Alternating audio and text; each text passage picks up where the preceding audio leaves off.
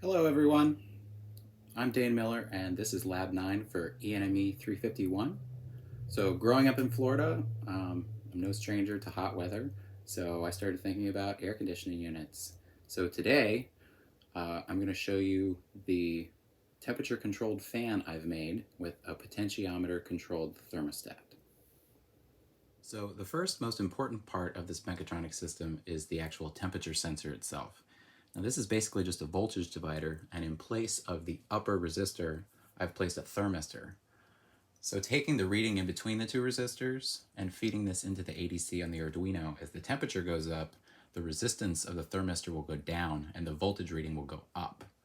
We're going to use this voltage reading after it's fed through the ADC and compare it with a voltage reading from the potentiometer that's acting as our thermostat. Now, because the motors we're using need to be fed voltage from an external source, we're actually, instead of just using a transistor, we're going to use the H-bridge that we have in our parts kit. And since for the initial setup, we just need it to turn on, we're only going to be using one pathway in the H-bridge, but this is still an effective way to use the transistors inside to act as a switch to allow the voltage from the external battery pack to power the fan. So the motors we're going to be using today are these little DC brushed motors. I've selected brushed motor just because in terms of coding it's a little bit simpler to deal with. You can see that's actually set up over here with some fan blades that came in the kit. The most important part of the system you're going to see is right here. We've got our thermistor. We've got power into it right here. This green line is plugged into one of our analog ports so that we can get a voltage reading. And then we've got our resistor, and then it's grounded behind that. We've also got our potentiometer here. Now this is what we're using for a thermostat. So this again is hooked up to power. We've got another line going into an analog port and then ground again. And then we've also got an indicator here. This basically just says that using the code that we've written, when the Arduino meets the proper conditions to output a signal to our H-bridge, this line here is going to do a digital write to high. And then this is just going to light up our LED when the fan's actually running. So this is how we have the H-bridge configured. So you can see this terminal on the H-bridge is actually connected to the 5-volt power supply on the Arduino. And then this pin, it's not actually 12. For us, it's going to be pin 5. This is the control port that sends a signal to the H-bridge to actually activate the transistor inside as a switch to let the motor have power. Then this terminal is connected to one end of the DC motor. We've got our heatsink and ground on these two. And then this terminal is connected to the other side of the DC motor. And then this one is actually connected to the battery pack. And then obviously the far side of the battery pack is connected to the same ground provided by the Arduino. So here we've got our Arduino code. So we've got a couple of global variables. Our potentiometer is going to be read in on analog port 0. Our sensor reading is going to analog port 5. And then we've got a couple of digital ports. We've got 5 for the activation signal that goes into the H-bridge, and then 10 is our LED indicator. There's a couple notes here. One of the most involved processes was actually calibrating the temperature sensor so that we could appropriately put graphics into processing to indicate what the current temperature was, or approximately what the current temperature was.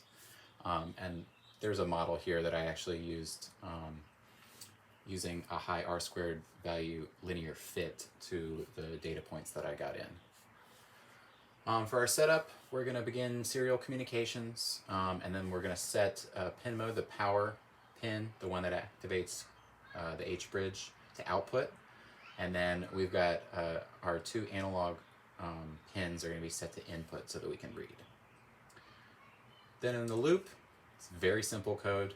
We're going to define a variable called reading, and we're going to analog read that. And then we're going to define another one called dial, and this is the readout from the potentiometer. We're going to generate a string, and we're going to use this to output values that processing can use. And this is just two values. It's the value of the dial of our thermostat from the potentiometer and the temperature reading from our thermistor circuit.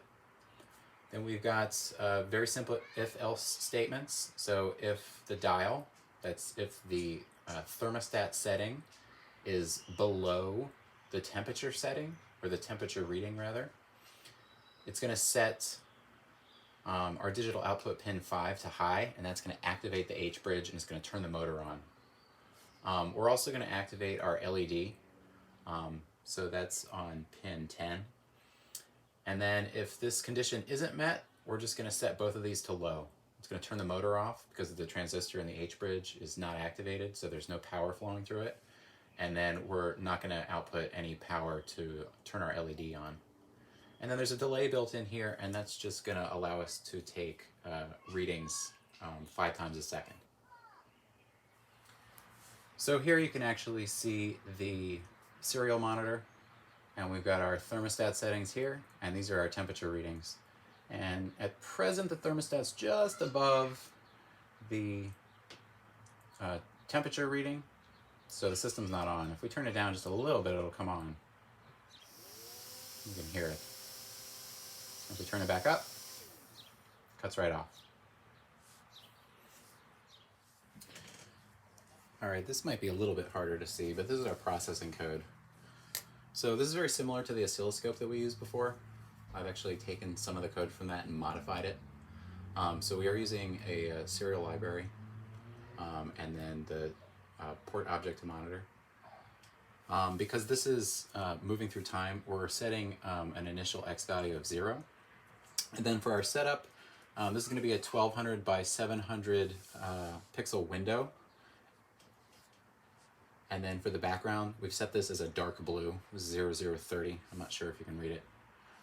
And then for the port, we've set it to port 1. That's the one that the Arduino is running through. And it's got the same baud rate as the serial communication that's set up in the Arduino code.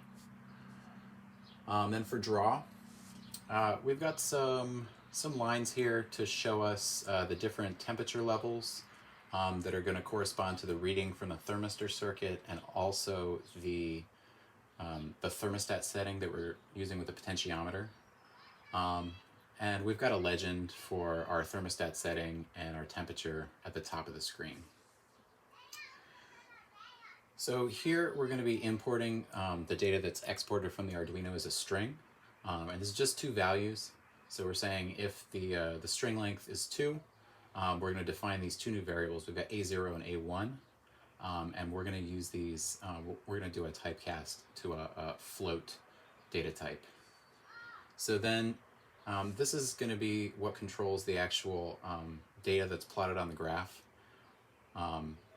For A0, which is the thermostat setting, we're going to set this as a pale red, sort of a pink, and then this is going to make a 10 by 10 circular cursor that's going to move across the screen as x progresses, and x is going to progress as x equals x plus 2. We've got another one here, and this is the cursor for the temperature data that's coming off the thermistor from A1, and this is going to be set as a pale blue. And then this final bit of code here is if x exceeds the size, the horizontal size of the window, it's going to reset to 0, and then it's going to start over again. So once this is walked through the entire horizontal length of the display, it's just going to reset and you'll see it start again. So we're going to boot this up and check out the processing display. So this is our display. You can see we've got different lines that I had to run through a calibration to establish. We've got our thermostat setting here from the potentiometer. You can see the setting, or the legend rather, up top. And we've got another one for temperature, and you can see the temperature here. Now if I lean forward, this is pretty sensitive, so if I breathe on it, you should see this kind of jump up.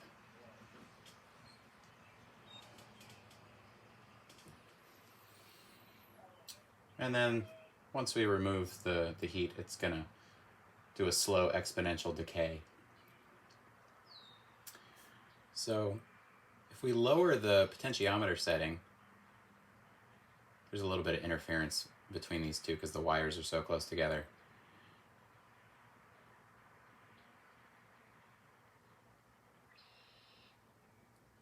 We get them pretty close to each other. If I breathe on this again, it's going to start the fan up.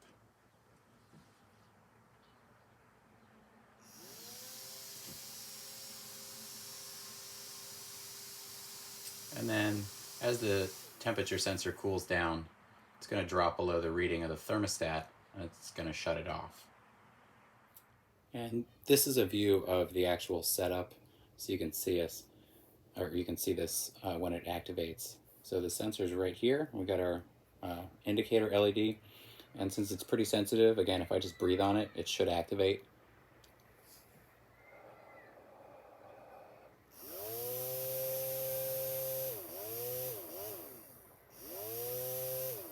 So sometimes there's a little bit of fluctuation in the sensor, so at the cutoff point it might go back and forth a little bit, but within a couple of seconds the temperature of the sensor drops below the thermostat setting and it cuts off completely. Now, another thing I've experimented with is actually, depending on the difference between the temperature reading and the thermostat setting, doing different fan speeds, so you could have a high and a low setting. So basically, if the difference between, this is the only difference, it's in the loop of the Arduino code. If the difference between the reading and the dial, reading minus dial, is greater than 30, so those are the actual ADC values. If it's greater than 30, we're just going to set it to high, so it's going to come fully on. We have an else if statement that says that if it's lower than 30, basically, so if reading minus dial is greater than 0, we're actually going to use a PWM signal. We're going to analog write through the pin 5, and we're going to set that to 180 out of 255. The signal for the LED is not going to change. It's still just going to say it's on. And then if neither of these are met, we're just going to turn it off again. So this is the same situation where if the thermostat setting is higher than the temperature reading.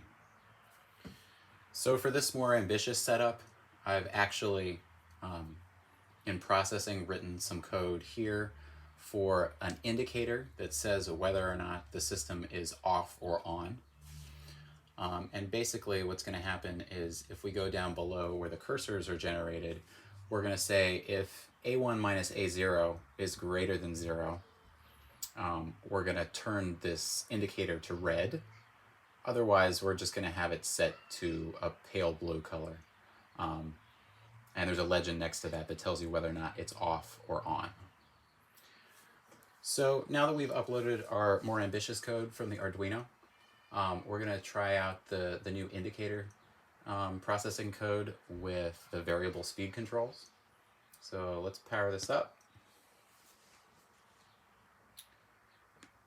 You can see we've got our indicator down here. So currently it's set to off, and you can see our data coming in here.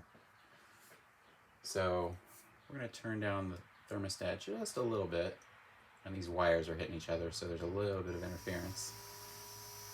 So it's actually below the setting where it'll turn on, so you can see the indicators come on.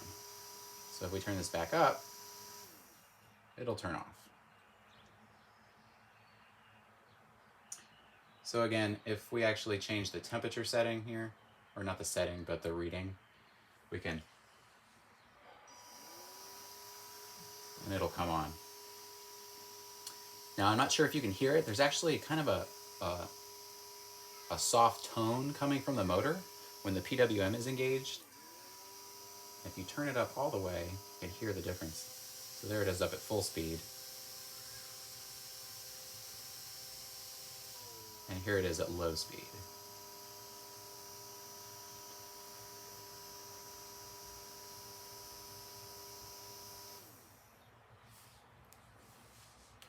Now, like I said, because these wires are in close proximity to each other, there's a lot of interference in between them at this point. Part of the reason I demonstrated the simpler code is because for whatever reason, I think it has to do with the PWM signal going through the wires next to each other. It's actually creating more interference. But the proof of concept is there and it seems to work. All right, well, hopefully you got a kick out of that. I thought that was a lot more fun than the labs that we had to do basically from a recipe, because I got to pick what I thought was important and use what I thought was the most fun. And that's my project. Thanks for watching.